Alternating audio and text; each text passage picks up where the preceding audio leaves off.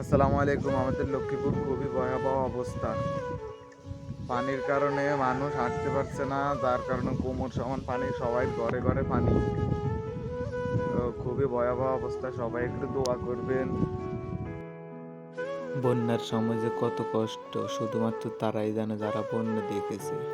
আমাদের লক্ষ্মীপুর জেলায় এই দ্বিতীয়বারের মতো 20 বছর পর আবার বন্যা হলো। গত 20 বছর আগে 2004 সালে নাকি এমন একটি বন্যা হয়েছিল।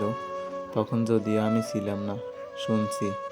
আর এখন দ্বিতীয়বারের মতো আবার দেখেছি, নিজের চোখে বন্যা দেখেছি। খুবই ভয়াবহ অবস্থা। সকলের কাছে দোয়া চাই, একটু দোয়া করবেন। আমাদের এদিকে পানি শুধুই বাড়তেছে। আবহাওয়া অফিস বলছে যে নোয়াখালীর পানি নাকি ছাড়ছে লক্ষ্মীপুরের দিকে, তার কারণে প্রচুর পানি।